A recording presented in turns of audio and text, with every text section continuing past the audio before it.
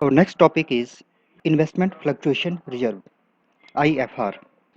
क्योंकि इन्वेस्टमेंट को हम अपनी बुक्स में उसकी कॉस्ट पे शो करते हैं तथा इसकी मार्केट वैल्यू इसके बराबर, इससे ज़्यादा या इससे कम हो सकती है। इसलिए हम इन्वेस्टमेंट की मार्केट वैल्यू में आई किसी भी कमी के लिए IFR या इन्वेस्टमेंट फ्लक्चुएशन रिजर्व को क्रिएट करते हैं तथा प्रॉफिट शेयरिंग रेशियो में चेंज आने पर IFR की अकाउंटिंग ट्रीटमेंट हम इस तरह से करते हैं। Number 1, when market value of investment is equal to book value, अर्थात जब मार्केट वैल्यू ऑफ इन्वेस्टमेंट हमारी बुक वैल्यू के बराबर होती है। It means no need of investment fluctuation reserve and all the money transfer to the partners capital account और current account in their old ratio. Number 2, when market value of investment is lower than book value, जब market value of investment book value से कम रहती है तो यहाँ पर हमारे पास तीन कंडीशंस आ सकती हैं।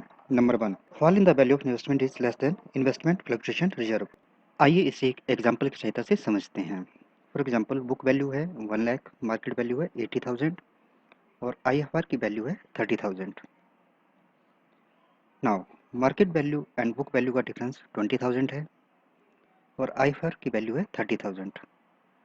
अतः हम IFR में से 20,000 इन्वेस्टमेंट में ट्रांसफ़र कर देंगे ताकि मार्केट वैल्यू और बुक वैल्यू को इक्वल कर सके तथा remaining balance 30,000 minus 20,000 that is 10,000 को पार्टनर्स कैपिटल अकाउंट में उनके ओल्ड प्रॉफिट शेयरिंग रेशियो में ट्रांसफ़र कर दिया जाता है।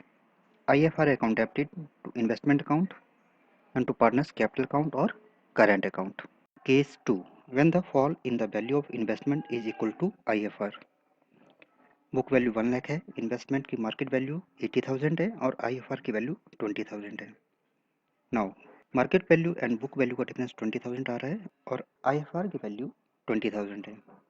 इट मीन्स जो डेफिशिएंसी मार्केट वैल्यू और बुक वैल्यू के बीच में आ रही है उसको हम IFR में से कंप्लीट कर लेंगे तथा इस पर्टिकुलर केस में पार्टनर कैपिटल अकाउंट या करंट अकाउंट में कोई भी अमाउंट ट्रांसफर नहीं किया जाता है, जिसके लिए हम फॉलोइंग जर्नल एंट्री पास करते हैं।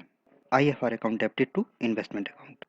Case 3, when there is fall in the market value is more than IFR. For example, book value 1 lakh, market value 70,000 and IFR 20,000।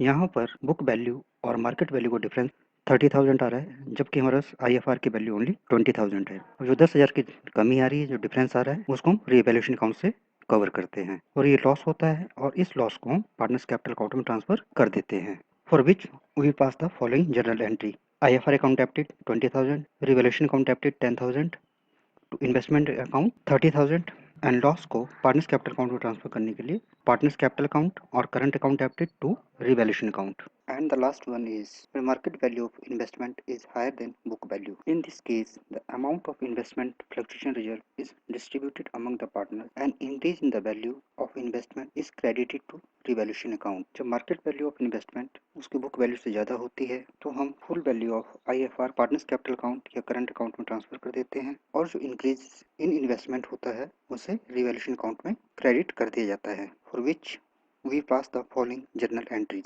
Number 1, IFR account debited to partners capital account और current account. Entry number 2, investment account debited to revaluation account and last one, revaluation account debited to partners capital account और current account.